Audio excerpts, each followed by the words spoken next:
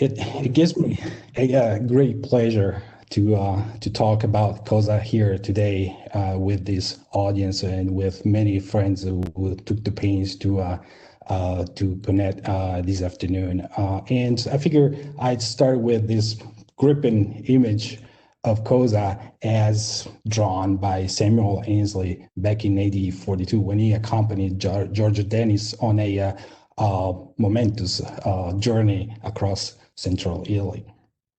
But aside from this kind of sort of memory lane and old events that pertain to the history, to the scholarly history of Cosa, I'd like to stress the fact that Cosa continues to occupy a primary place in Italian archaeology.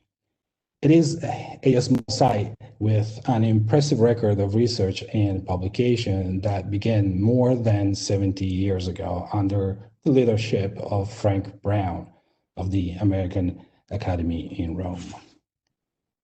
And here you see Mr. Brown and Mrs. Brown taking a stroll across the beautiful garden at the American Academy in Rome. But Brown was also responsible for the creation of a touristic itinerary that comprised the walls, the houses, the forum, and the Acropolis of Cosa, the so-called arcs, as well as several of the monuments that he excavated in the 1960s. So accordingly, when visiting the site, the tourists and the visitors all together are greeted by this not so great looking map, which however guides through various clusters of ancient buildings from the city gates all the way to from the city gates here to the museum, and then on to visit the forum, and then of course sort of a visit to the arcs. But Frank Brown also introduced what was still something of a novelty in Italy, an apposite on-site museum, which in its present shape still reflects exhibition practices current when it was built back in the 1970s. Now, this headless marble statue of the Flavian period is of some unknown emperor, is arguably one of the most impressive pieces of a collection that spans early Roman and medieval material culture. Now, the publications continue and have stood the test of time with an impressive output of standalone articles, monographs, and dedicated series. And here I'm just giving you sort of a sample of the extraordinary output of publications that are centered upon Cosa.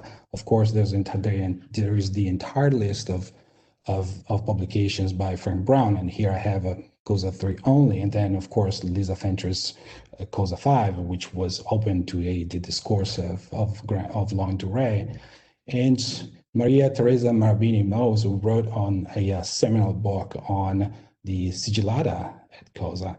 And then I'd like to sort of move to more recent sort of literary accomplishments. First and foremost, Will and Warner's Lane publication on the Roman and Greek amphoras at Cosa, a long overdue publication, and with a little bit of shameless self-promotion, a volume edited by me on Cosa in, say, the colonial context of central Italy during the third and second centuries BC. And lastly, a volume that we have all waited for so long by Jacqueline Collins Clinton on the sculpture and the furnishings in stone and marble.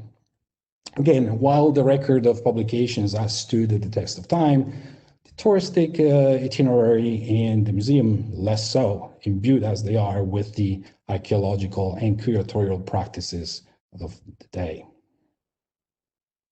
In particular, presentation of the site and its monuments reflected Back then, the notion that Cosa was a miniature copy of Rome, projecting, as it were, an idea of urbanism and monumentality that were expected to mirror the realities of the capital city in the 3rd century BC. Today, my talk focuses on 2 aspects. First, a discussion of Cosa's genealogy and growth, wedding old research to new interpretative frameworks and suggesting new itineraries for the experiencing of the site. Second, I will bring into focus the frail ecology of the colony, and in particular, the episodes of recession vis-a-vis the intervention of sponsoring institutions through the injection of new resources in the urban fabric. To those ends, I will bring into focus discrete areas of the ancient city: the Forum, the now so-called Macellum, the Horum, and the Bath. But now let us turn to the setting of the colony. Of course, you're all very familiar. I'm almost embarrassed to have to show this image here on the screen, but I'd like to, however, sort of like underscore some features that I deem of interest. Here you have essentially a section of the Tyrrhenian seaboard, and a section that is punctuated by cities and communities that witnessed the genesis of Cosa or were implicated in its growth and expansion. So from north, basically, I'm going to sort of like list some of the sites and communities that are going to be pretty recursive. Roselle, from north, 44 kilometers or so from Cosa.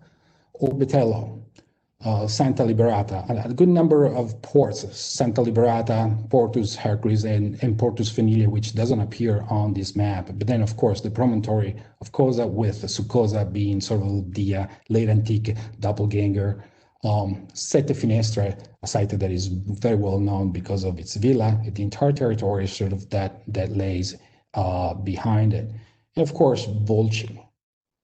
So these are all the toponyms that are somewhat recursive in my talk and that contribute to the definition of the territory of Cosa.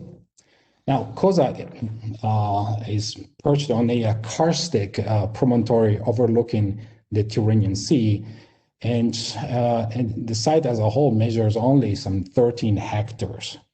But the city commanded a territory of pretty vast, of 550 square kilometers, which you see a good deal of here on this picture, extending from the mouth of the Albania River all the way down to the Marta. And much of this very fertile land was to be occupied by the early colonists, at least in the expectations of the Roman administration or any agency that was behind the project. The core of the district, however, was the triangle today referred to as the Valedora. Basically, this is a sort of a swath of land right behind the promontory of Cosa, extremely fertile, extremely well water, ideal for settlement. In the territory also where some traces, elusive traces, however, of centuriation still survive. And of course, the one thing that tied all these elements together was the implementation of the Via Aurelia in 241 BC, several decades after the foundation of Cosa. Of course, you may ask the question, the hen or the egg, what comes first, a road or the foundation? This is an issue that has been greatly debated by the scholars. Nonetheless, we'll get to some of these problems in a minute. In geological terms, the site is nested on top of a dolomitic rock promontory, 114 meters above sea level. The compact limestone has been susceptible to the formation of sinkholes, with at least one such feature north of the Forum, but has also been essential in providing the community with abundant quarrying opportunities. As with the climate, Rain here is very scarce. We're talking about 420 millimeters a year. The lowest figures in Tuscany, with the exception of the Tuscan archipelago, Giglio, Monte Cristo, and thus sort of abysmal numbers. Earthquakes, too, may have taken a toll on the built environment of the city, with some plausible events having wreaked havoc in AD 408 and 618. More fundamentally, though, Cosa does not have water resources. The promontory is bereft of any source of perennial water, and the hand of man never explored the possibility of building aqueducts here. These impediments, however, never hindered or brought to a halt a long and complicated history of settlement. And it's borne in mind that east of the promontory, you don't see here on this map, but east of the promontory is the little port of Cosa, but immediately sort of like in the vicinity of the port is a strip of prehistoric marshes and lagoons that extended in prehistory and antiquity for several kilometers, as shown by the map drawn by Rodenwald und Lehmann back in 1961, one of the earliest studies on the landscape of Cosa and the Orbitello region. To substantiate this perspective and sort of like and to rebuild the ecological context of Cosa, a program of coring undertaken with Jean-Philippe Guarin at the Université de Lyon near the area that was occupied by Cosa's small port. That is the image on the top left on your screen. Cosa 1, Cosa 2, those are the two corings. And this campaign has so far demonstrated that this environment, though very marshy even in antiquity, intersected with human agency as early as the beginning of the first millennium BCE. And Cosa 2, sort of the coring to the right, has a point in red marked as a C14 sort of like benchmark that establishes like the beginning of interaction of, say, the tampering of human agencies in this very area. And do keep in mind that, of course, marshes and sort of like in this kind of environment that goes hand in hand with, yes, malaria. So the incidence of malaria endemic in this region apparently did not hinder settlement either.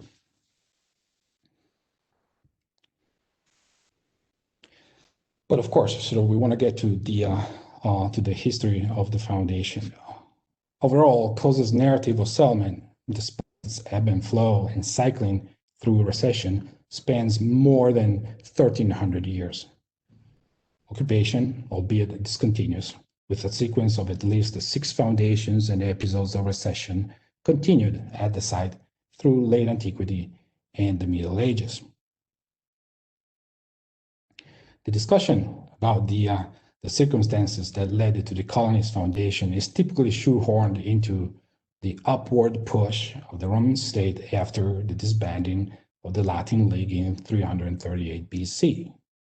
The tail end of the conflict between the Etruscans and the Romans, 311 all the way to 264 BC, in particular, created the conditions for the foundations of colonies and the annihilation of Etruscan communities, following a well-rehearsed pattern of destruction of cities, evocatio of gods, and ultimately triumphs in Rome. Of course, the notion of destruction of communities, recursive as it is in the text of Livy, should be used with much prudence. In particular, the Etruscan defeat at Centino in 295 and a fully fledged expedition in 294 against Rosello, which we just saw on the map, a community lying some 44 kilometers northwest of Cosa, demarcated the tightening of Roman pressure in this region. The following years, as reported by Livy, sanctioned the demise of Etruscan communities with a spate of campaigns that, occurring with almost a yearly incidence, nearly eroded a sense of confrontation against Rome. Tarquinia fell in 281 and Volci in 280, we'll see in 280, Inca era in 273 BC. These are the landmark events in the defeating of the Etruscans. In short, with the conquest of Volci, the whole district passed under the jurisdiction of the colony at Cosa. Signs of destruction at the small sites of Ghiacciaforte and Doganella have been traditionally interpreted as signs of the destruction and dispossession forced by the Romans in 273 BC. So, in short, we have a series of events that I tried to sort of select in order to establish a narrative of the history at Cosa, starting with these wars, the foundation 273, the First Punic War, which may have had an impact on the demographics of the city, the establishment of the Via Aurelia in 241. 197 is a data that we're going to talk a great deal about, if anything, because it represents the moment that Cosa sort of comes back to life after sort of like a early comatose experience. We'll get to that in a few minutes. To second century BC, the moment of the colonies, a renaissance in many ways. In 70 BC, attack of pirates, maybe. 40 to 20s BC, the Julio-Claudian period begins, and it starts in a very spectacular way with a great deal of buildings and restoration on the site, all the way to the second century CE, when basically the traditional scholarship has it that the swan song of Cosa sort of begins. It's sort of this is where things start going downhill for the city. Some patchy late antique survival and then on into the Middle Ages. So overall, pretty good continuity for a site that, as you can see on the slide, occupies this beautiful promontory in pink. So you see basically actually the extent of the colony, basically completely divorced from the beautiful ville of the Romans who sort of come to Ansedonia on the weekend, but also dependent of the colony on the promontory is the teeny tiny blob sort of by the water. That is the site of the small port of Cosa, and we'll talk about that too in a few minutes. But let us return to the momentous days of Cosa's foundation. The serendipitous discovery of one Etruscan inscription bearing the names of Larti and Setre Auni in the environs of the arch can be hardly deemed as the smoking gun of Cosa's long-searched indigenous settlement. This greatly contested document has been taken up by a host of scholars from Frank Brown to the late Mario Torelli. If anything, it proves first that the colony's landscape was lived and traversed by indigenous communities that preceded or coexisted with the arrival of the new settlers. Second, it may also indicate that the colony, enjoying Latin status, may have seemed attractive to non-Romans and thus accommodated Italic as well as Etruscan settlers. Now, while the modalities of Cosa's foundation and transfer of communities may appear somewhat obscure, the practicalities attended are well legible on the ground. In particular, the foundation of the colony in 273 was powerfully demarcated by a perimeter of polygonal walls that today are still in perfect condition. And here you have just a sense of a little bit of the northern stretch of the walls. But the whole circuit ran for about 1.5 kilometers in length, with 21 towers and an interior line surrounding the arcs of slightly less than 200 meters. The towers are projecting rectangles, with the exception of one of circular form, which I'm pointing to right now. And the towers are concentrated on the seasides of the fortification. pitted as they were against threats from the sea, whoever those were, pirates, Carthaginians. Why was there a need for a so potent and conspicuous ring of walls? Was this a clear statement of conquest, or rather the byproduct of current anxieties with possible pockets of Etruscan resistance and a looming threat moving from Carthage? All the same, the craftsmanship of the monument is extraordinary. Seth Bernard's ongoing study on the colony's energetics shows that expediency in the execution and local quarrying were key to this project. Calculating the project's labor time, Bernard suggests that 80 days of labor may have sufficed for the completion of the project by the hands of the 2,500 presumed families of settlers. Of course, the demographics of colonial enterprises in the 3rd century BC are a matter of dispute, and those of Cosa are no exception. But based on contemporary similar enterprises at Cales and Luceria, one can argue that the initial number of colonists should not have exceeded those figures. But going back to the construction of the walls and labor involved, it is apt to say that the homogeneity of the project and its solid character make it plain that forethought, design, and architectural know-how effectively coalesced in a project that was designed to attract new constituencies and investments.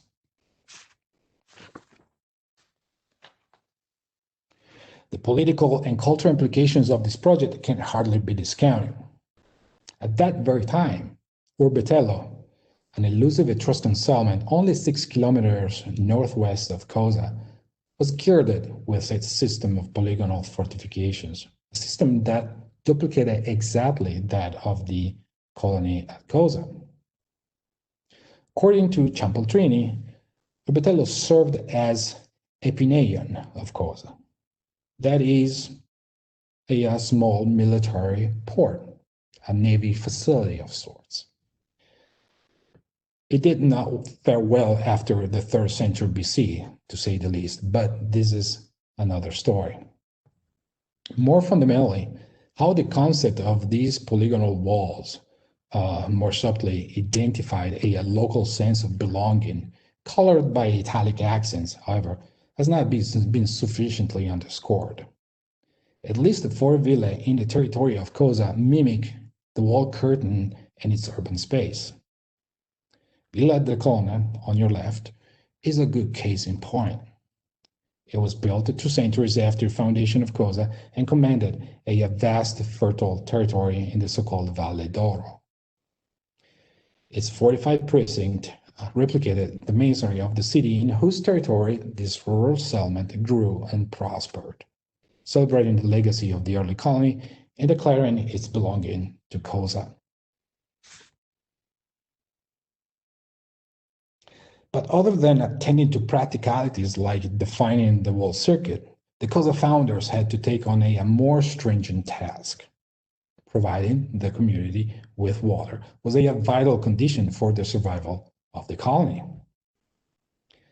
4 major reservoirs of 800,000 liters capacity each, cut out of the rock of polygonal masonry and heavily mortared rubble work, finished with a very thick coat of calcepesto, punctuated the landscape of Cosa. And in the cutout, the image of the colony, you see those 4 dots. Each of them represent the big public reservoirs. But here on the slide is the only reservoir that's fully visible, and we shall return to it at a further point in my talk, as it's going to be very relevant to the discussion of bath. Now, the establishment of these monumental features not only contributed to the harvesting of rainwater for all sorts of basic needs. You need rainwater because there's no running water at Cosa. But it also spawned the phenomenon of cisterns that in the following centuries peppered the site in the hundreds, big and small, public and private, literally becoming the cultural signature of this community. a pattern that is particularly visible in the insular Mediterranean. I'm thinking especially like in the Sicilian islands. This map here, thanks to the geophysical survey that is directed by Richard Posamentier and the Tübingen team, so very much brings to the fore sort of the dispersion of all these blue features, which correspond to sort of some of the big systems that again sort of punctuate the built environment of the ancient sea. And this is just but a general representation. There are more that are not visible. All the same, in spite of all of these various determinations, things were not too rosy for Cosa in the first generation after its foundation. A rapid survey of archaeological and textual records of a set of colonies that either struggled or became deserted in the decades following their foundation opens new vistas onto complicated narratives of settlement and diverse outcomes. The seaports of Buxentum and Sipontum are examples of the frail nature of some of these colonial projects. Located in southern Italy on the Tyrrhenian and Adriatic seas, the two communities inform the tension between popular ambitions and sustainability of the colonial project. To the disquiet of the Livy, these colonies turned out to be abortive within a few years. The historian, he glossed over the causes that led to their termination. A mix of environmental downturns and shortage of resources may account for the falling short of these projects. In short, Roman colonies in the 3rd century BC had a way to fail. I don't want to go down the conceptual rabbit hole of success versus failure of the colonial outcome. Rather, I would like to emphasize how colonies were, more often than not, enterprises grounded in very fragile premises. A far cry from the picture of colonists happily trundling in their ox carts and taking over to the cities of central Italy. Lukewarm interest in the colony of Cosa, presumably low economic returns, and a generation of young men lost to the Punic Wars may have impacted the demographics of the city. The city walls just described basically, they surrounded an almost empty landscape.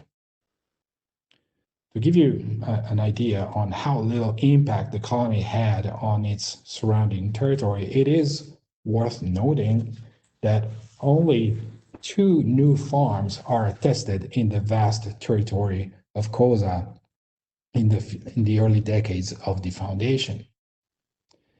Meanwhile, no durable houses were built.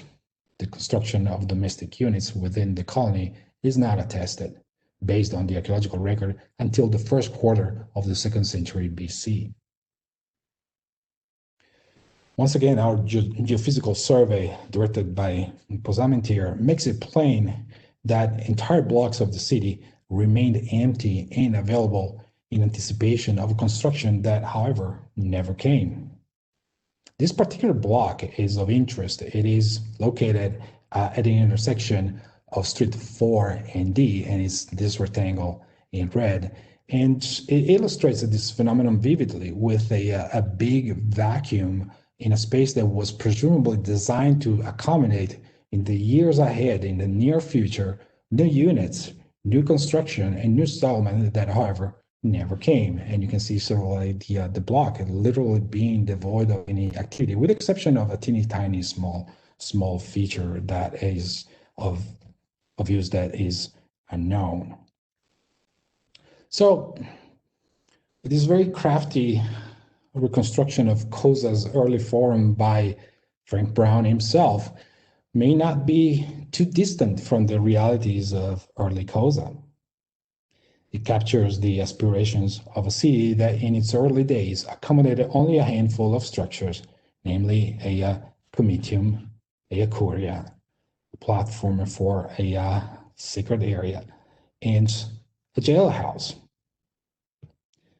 Cosa struggled to meet an acceptable quota of colonists or failed to meet the interests of well-to-do patrons. So the sustainability of the project by the beginning of the 2nd century BC had reached its lowest point. Those massive walls, like I said, encompassed a virtually empty cityscape. It only petitions from the civic authorities to the Senate rectified the sorry state of affairs, thanks to a second draft of colonists in 197. This was an injection of like new lymph for the city, 197 BC. Put simply, in its early days, Cosa's initial investments almost fell in a vacuum.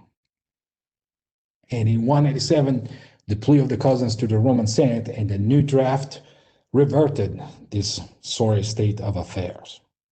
The city decisively parted company with its early destitute version.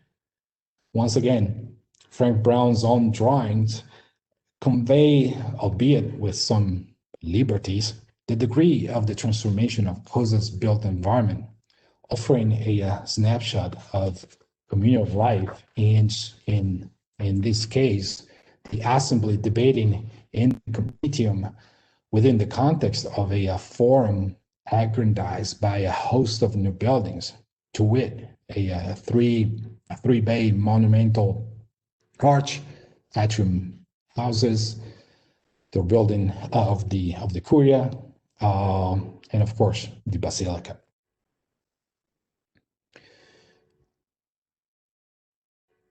And this is how an almost iconic image of the forum, the way it looks today, the reconstruction of the Forum of Cosa, which appears virtually in any sort of textbook on Roman architecture or city planning. In the forum with its eastern side is sort of laden with buildings that are heavy with meaning, from the Atria Publica to the basilica, the comitium, and the curia behind it, Temple B, and more to the right, this very singular meeting called building. I'm sorry, called the carcer. That would be the jailhouse.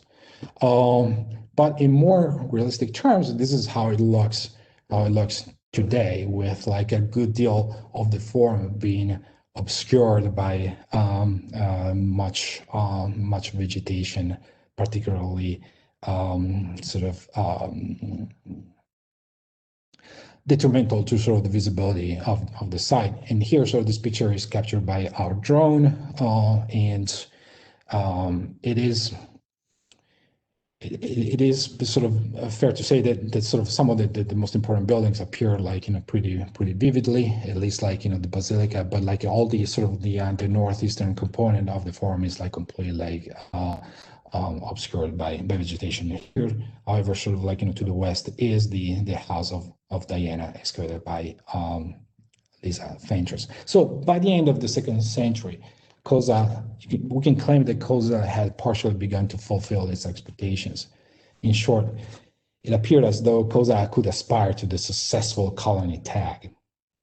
Conspicuous, however, is the lack of movers and shakers.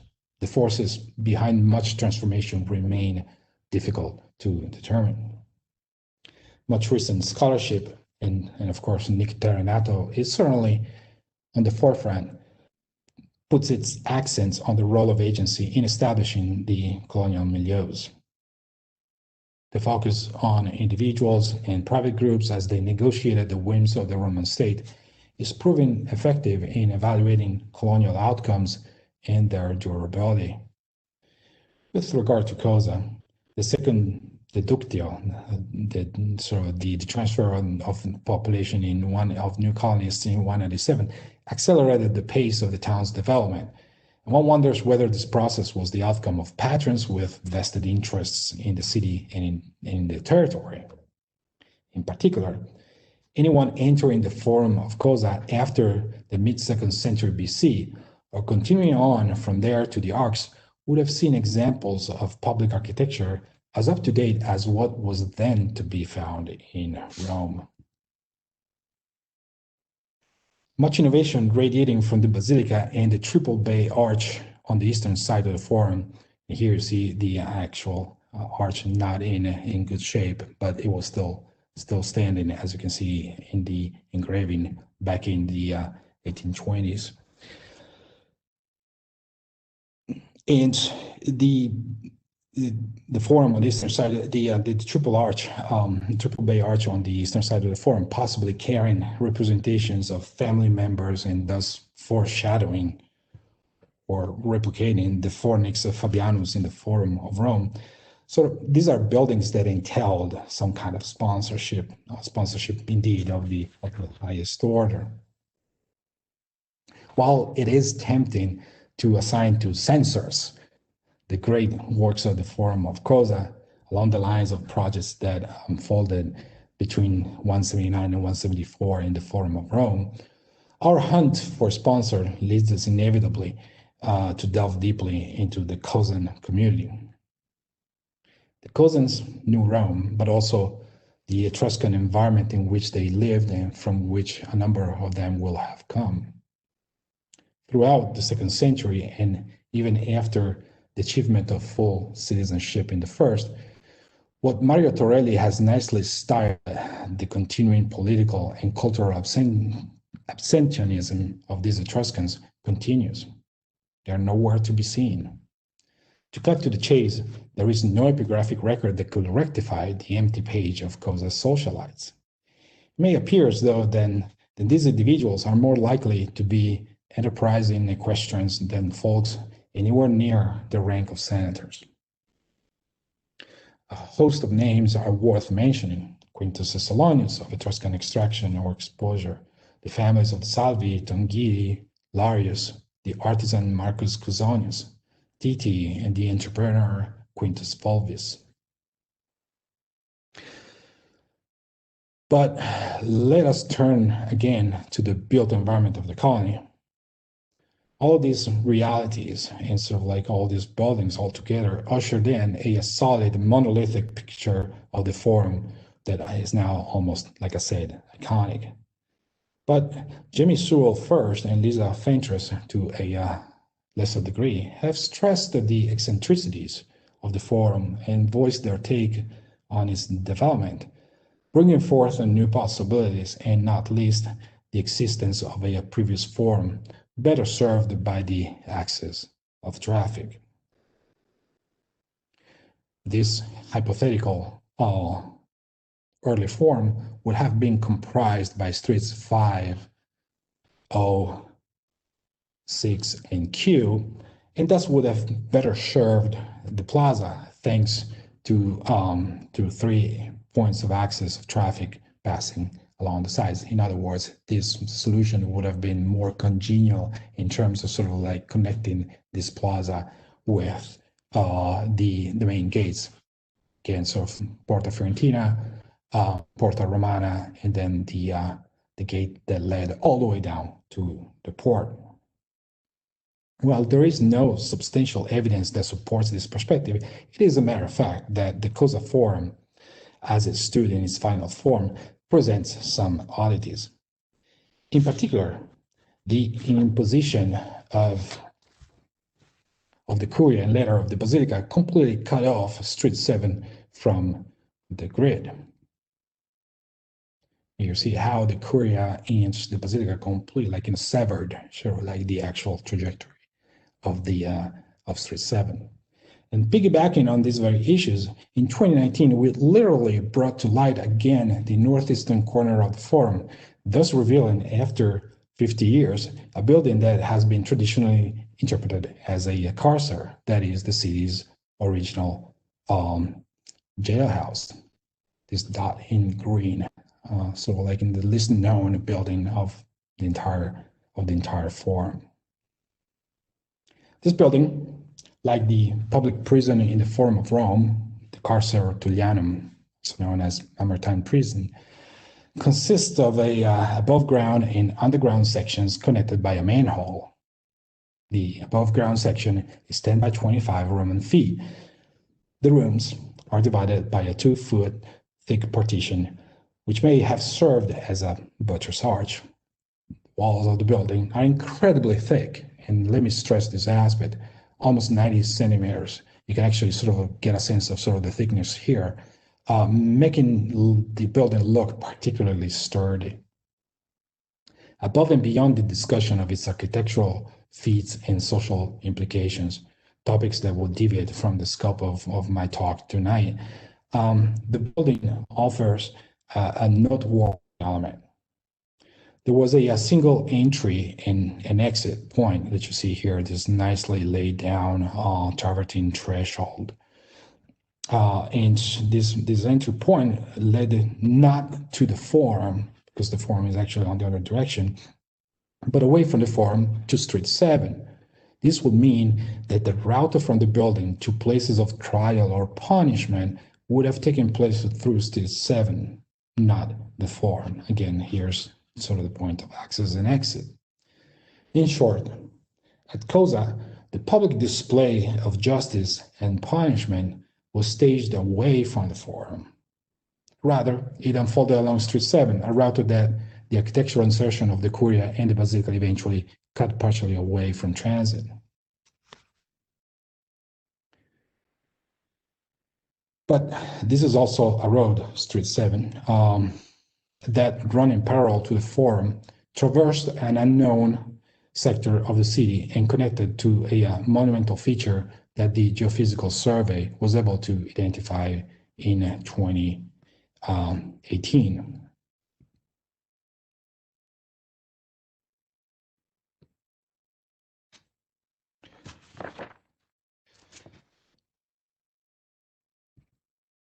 The building lies northwest of the forum and is approximately 48 per 78 meters in size, with a large open courtyard, portico or small rooms on its northwest and northeast sides.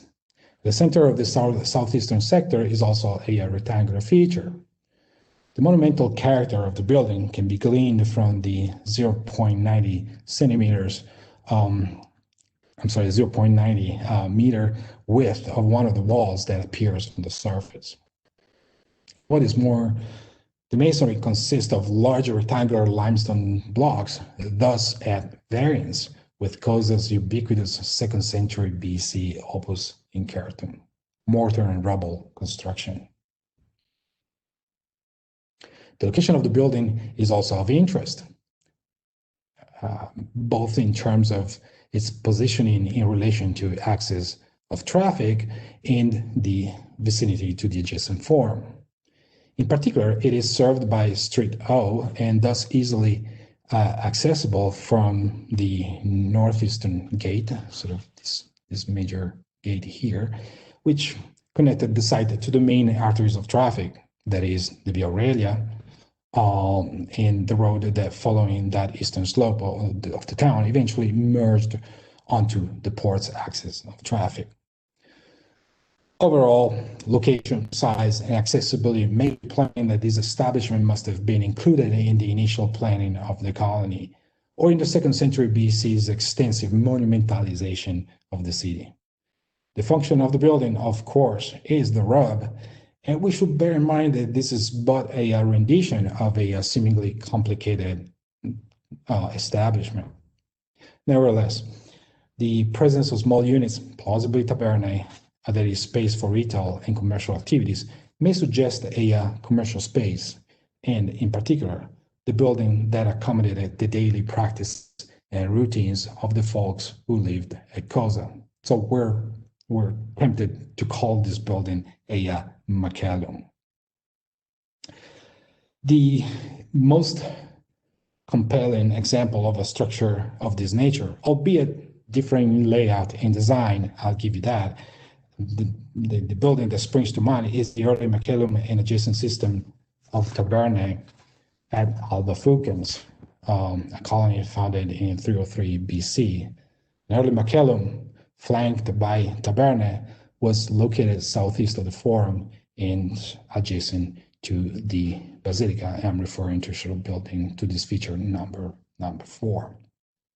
So this is basically where we're headed with this research. And the news is that, if pandemic permitting, we will explore the Cosa putative macellum in September of 2021, and the planning of the excavation is very much underway in collaboration with Richard Posamentier and Maximilian Röhnberg. Now, the commercial space is a desirable addition to the urban fabric at Cosa, and more importantly, it will clarify the almost wholesale lack of tabernae from excavated houses. There's no place for retail at Cosa, really, with, of course, the exception, few notable exceptions in the House of Diana and the so-called Atria Publica adjacent to the Forum, but not enough for the whole city. So in this context, what needs to be addressed is the role of the building that traditionally has fallen under the rubric of forum, that is a small warehouse that the visitors encounter as soon as they enter the site from the so-called Porta Fiorentina. And I'm referring to the rectangular feature here on the map in purple. The Forum, initially interpreted as Temple A by Frank Brown, was hastily investigated in 1972. Adjacent to the northwestern gate, which you see here on this drawing, the building lies on a 41 by 28 meter terrace made of polygonal masonry stemming presumably from the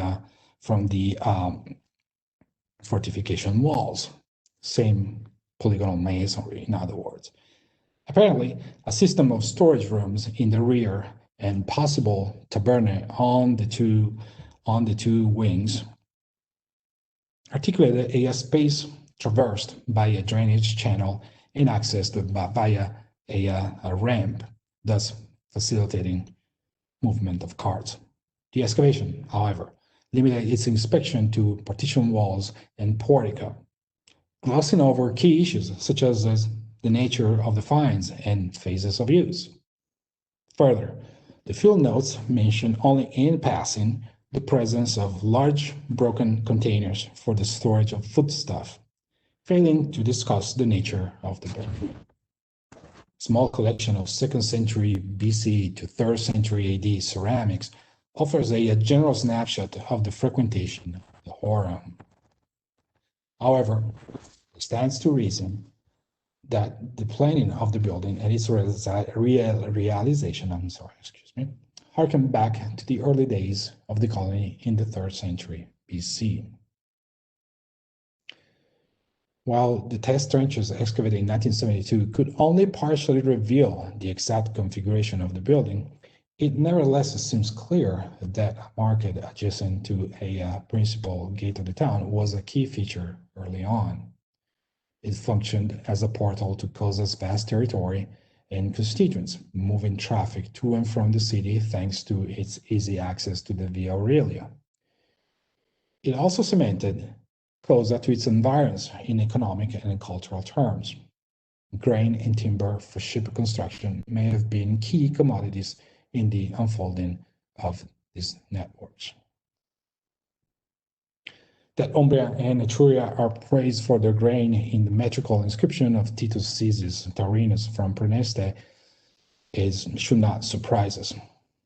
But in the 2nd century BC, providing grain for the North Italian and Spanish campaigns and securing its transports from Cosa's port and along the Via Aurelia, which was extended progressively further north in the service of those campaigns, would have represented an economic opportunity above and beyond the fulfillment of Cosa's treaty obligations to Rome. Drawing the discussion together, it is worth noting that the area was still capable of supplying grain up into including the Gothic Wars of the 6th century, when the conditions were established that led to the name change of Cosa to Ansedonia.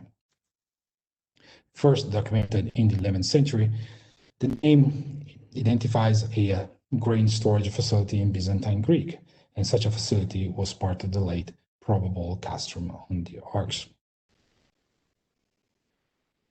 So that Cosans may have indeed capitalized on this and achieved entrepreneurial success thanks to this commercial infrastructure. Ted Buttrey, in his publication of the Horde from the House of Quintus Fulvius, suggests that supplying grain for the army may account for his wealth. Be that as it may, what makes the case of Fulvius' direct involvement with the state on a regular basis are the freshly minted coins that appear in the hoard year after year for some 30 years, between circa 100 BC to 70 BC. And here you have the replica of the hoard that is on display at the Cosa Museum. This apparently sort of flourishing state of the colony was seemingly brought to an abrupt end in the 70s BC. The House of the Skeleton, a house that dates to the beginning of the 1st century BCE, known for the body of a young adult unceremoniously dumped in one of its cisterns, suffered major destruction around the year 70, based at least on numismatic evidence. The archaeologists tied the demise of these and other domestic units with the claim of an attack by pirates, which allegedly caused the wholesale abandonment of the site. The evidence is tenuous at best, but determination of at least two of these units suggests some major downturn, whether it was ecological, economic. I mean, there isn't much evidence to support either claim. Be that as it may, Kathleen Lane's study on the amphoras offers some pretty strong evidence that in spite of turmoil and shrinking, through its port, Cosa entrepreneurs kept moving goods and kept receiving shipments from abroad. The slide on the screen in particular shows the import of stamped Hellenistic Rhodian amphoras at Cosa, compared to two well-known Eastern Mediterranean sites, Tel Anapha in Israel and Dios, Greece. The takeaway for our purposes here is that during the period of the supposed destruction of Cosa, and basically I'm referring to periods of 6 and 7 in the chart, there was still movement of these goods at Cosa, at the port, and on the arcs, as attested by the 18.9% of the sample. In short, whatever the degree of its destruction or shrinking, the city may still have entertained its commercial networks after all. We shall now return to the great reservoir west of the Forum.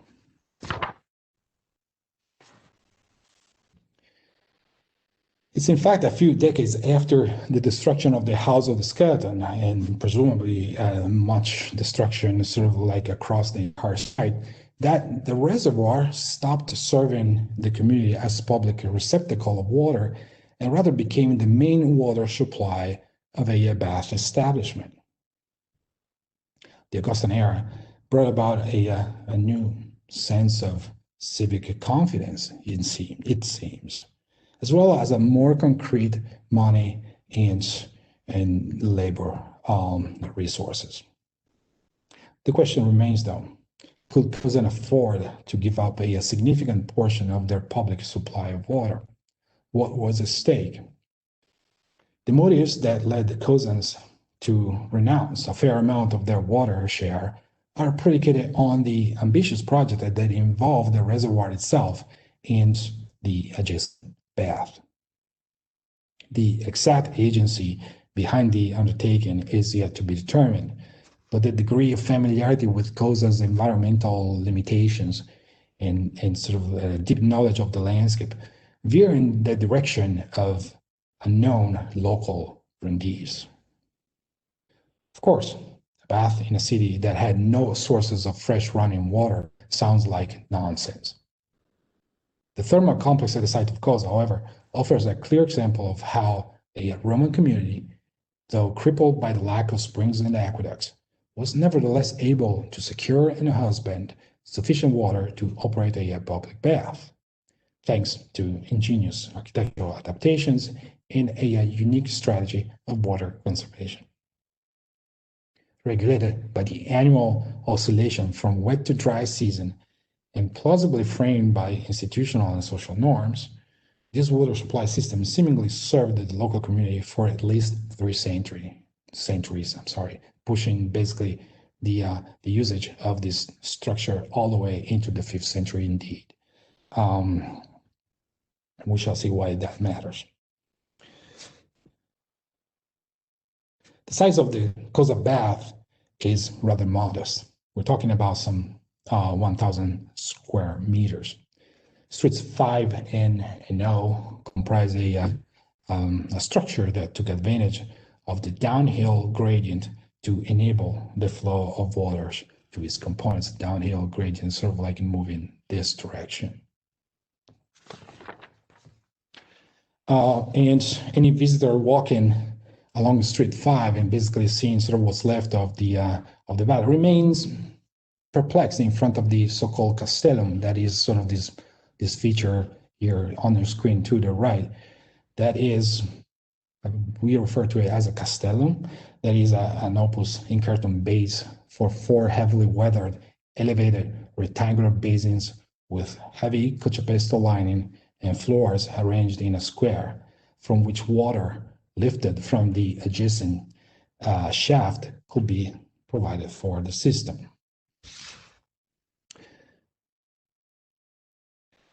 But basically, there is more than the eye meets. It's not just the castellum and its odd sort of architectural configuration. There's an entire sort of story that we're sort of like painstakingly revealing.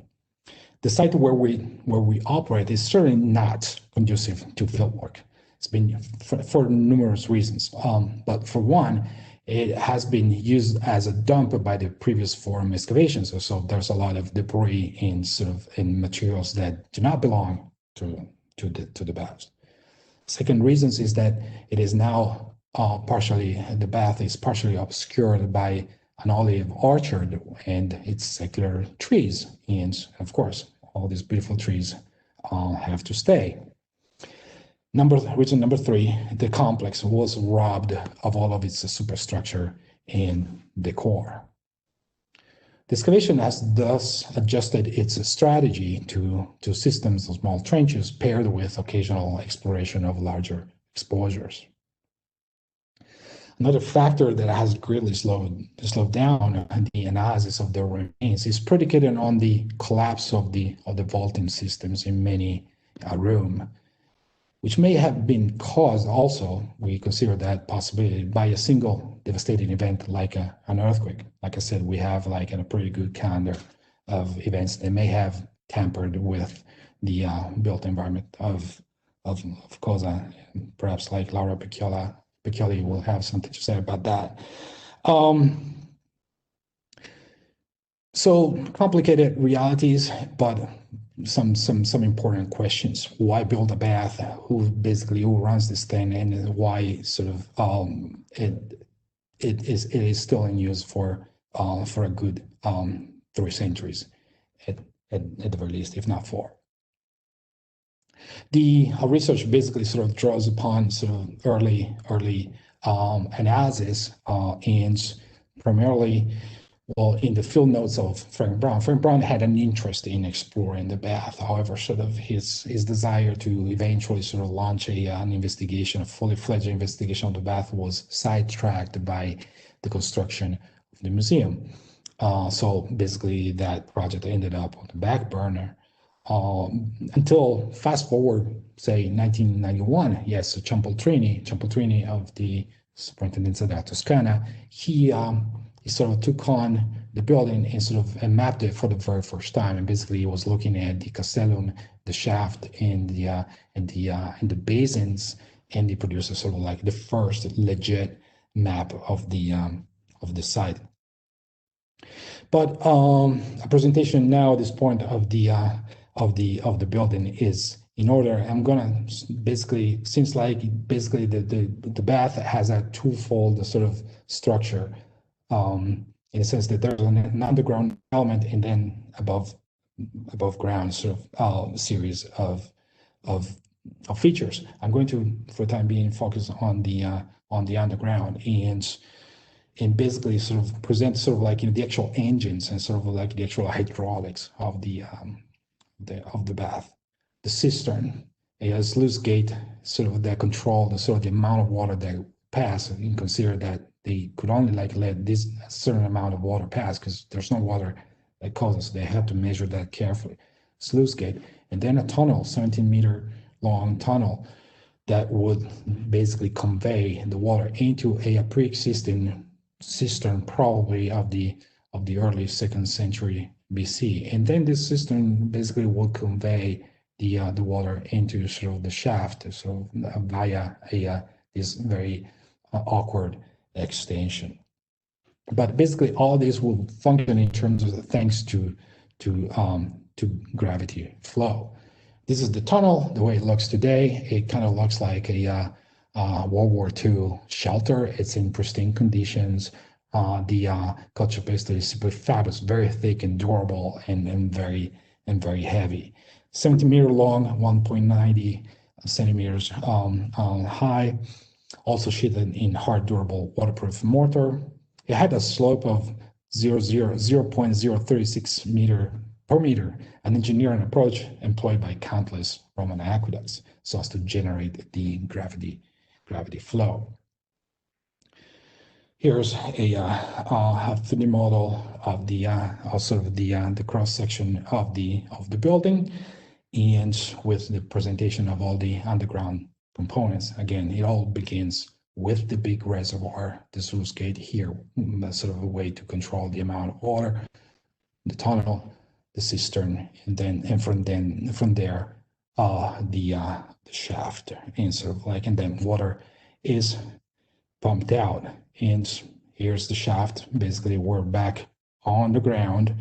The well, or rather the shaft from which water was drawn, and where water basically was lifted to the elevated basins and then distributed to the rest of the complex. And here we are, basically sort of like, we've come full circle. We're back to our basins and sort of like the awkward view that all the visitors encounter. But how did this thing work? That is very much sort of the question. Only a bucket and chain mechanism set in motion by a human power treadmill, or alternatively by a sakia drive, that is a capstan driving the wheel through right angle gearing, could have lifted the water from the well to deliver it to the four elevated tanks, where it would have been stored and presumably purified. The subsequent outflow of water to the rooms below was permitted by a system of lead pipes tested by various holes and voids in the masonry below the tanks. What matters here, however, was that not a single drop of water could be splurged, for the supply was limited. This type of technology is mentioned by Vitruvius and archaeologically attested at sites like Londinum, Ostia, Pompeii, and indeed the port of Cosa. Stabian baths in particular may be the best known application of a machine that was designed to raise water from the cistern to a roof tank, thanks to a large walk-in thread well. In the roof tank, the water was then stored and distributed over the building by lead pipes. The case of the port of Cosa is equally compelling. Here, between the 1st century BC and the mid-2nd century AD, a bucket and chain mechanism mounted in the shaft of a spring house raised water to the cistern of a villa placed some 10 meters above it on the slope of the promontory. And what about the canonical components of a typical Roman bath? What to make of some of the building's best legible features? A small pool with its tubuli still standing to the left, a laconicum top right, and the entrance in travertine. How do we make sense of all of these sort of dissecta membra? We shall probably revert to the presentation of the current plan of the bath. A bath that consists in essence of two main building phases. A first phase, again, sort of like in the moment of sort of like, this new Renaissance during the last few decades of the first century BCE, a plan that unfolds essentially in the right half of the complex. And then a second phase that instead applies mostly to sort of like, to the left half of the complex. And it is two different planes that coalesce nicely. They are not at variance with one another, but it's essentially different techniques that sort of like, that come, building techniques and masonries, and also itineraries that come into play. This picture here does a good job in terms of sort of conveying sort of like the diversity of sort of like the hands and projects that sort of coalesced sort of within the construction of the baths. The suite to the right, introduced by this beautiful travertine entrance, is characterized by a great deal of opus incartum and opus vitatum. We consider sort of like basically this half of the suite basically dating in general to the last decades of the first century BC. This general plan, however, sort of was augmented and greatly embellished and certainly ameliorated in terms of sort of like the technology available during the last days of Hadrian's mandate, or possibly during the days of the Antonines, early Antonines, with a massive intervention that entailed sort of the insertion of a number of heated locales, a laconicum, and a small pool.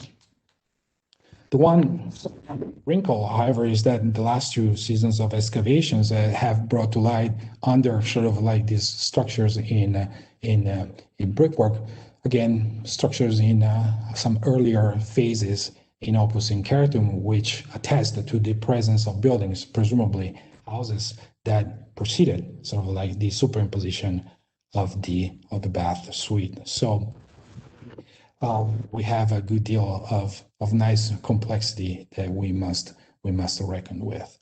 But I'd like to point out certain aspects of the building, and I was talking incidentally about sort of the fact that all of these various building plans in agencies in a way sort of come together nicely. This picture here at the bottom sort of captures very much sort of like the interface between stone, between opus incartum and the brick masonry, and how sort of like basically the two phases come together and sort of are part of like the same building. And speaking again, sort of like the brickwork employed in sort of in the canonical suite of the bath, with these heated locales, the laconicum and the pool, we have a pretty good set of stamped bricks that carry sort of the names and basically the identification of the Philine of the late Hadrianic and the Antonine periods. So we have some good sort of good sort of points that we can anchor our analysis to. In short, if we were to sort of produce a sort of reconstruction of all the various locales and provide a sense of sort of like experience, use, what are sort of like each locale basically sort of like doing in terms of sort of like their function, this is probably a way to go about it. Of course, there are a lot of sort of like vacuums here and there. Those are trees or large chunks of vaulting that we cannot move. Not even the crane can move because we're digging on cisterns. We cannot even bring like a big crane. So there are all kinds of sort of like difficulties that make it really fun to work at Cosa. But in general, I'd like to sort of like consider sort of this as a sort of like as a working hypothesis, and do sort of like in the presence of the two puteals that identify sort of like additional sort of like connections with independent cisterns. So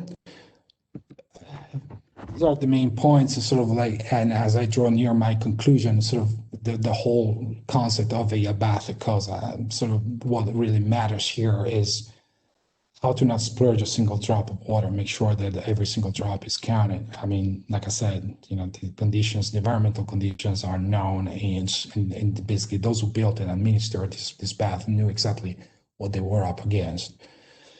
Ingenuity, hydraulic know-how, and savvy water management braided together in a single project. This is probably the best way to go about sort of this one, the construction of this building that again rose out of the ashes in a moment of distress, or at least this was basically an event that gestured at the community coming together and sort of trying again, sort of like to imbue the life at Cosa with new amenities.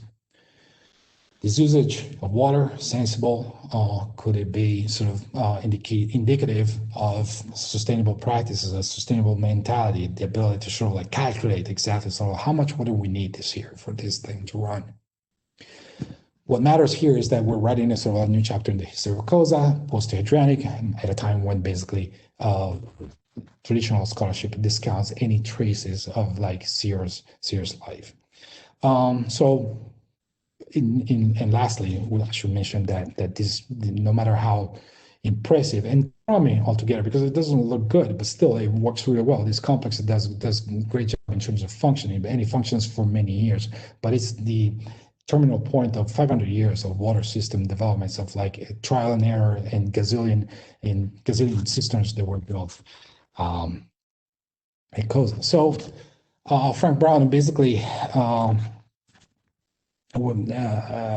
his own words for Cosa, and we have definitely come a long way from his seminal work. It was still drawing upon his work, but certainly we have to part company with some of the conclusions. Back in 1980, he wrote that what was left of the town, the early 1st century BC, which the colonists had built, was destined eventually to be patched up, but it was never remade. Its future inhabitants were not to increase, but to dwindle, leaving it at last to the archaeologist as the most perfect example of a Roman town in the making during the 3rd and the 2nd centuries BC. We may agree, disagree, but certainly like we cannot sort of avoid to sort of to recognize the great vision of Frank Brown. So the history, as far as sort of revealed, is at odds with the prevailing view that assumes a progressive decline of the town from the 1st century BC onwards. And the remains of the bath also seem to offer fair prospects for writing a new chapter on the resilience and adaptability of the community at Cosa. We are, of course, only at the beginning of work, and I suppose these projects could be viewed as merely a new coat of paint for an old house. But the returns that Cosa has given to our knowledge of the archaeology of Roman Italy seem to me to fully justify the pursuit. Thank you very much.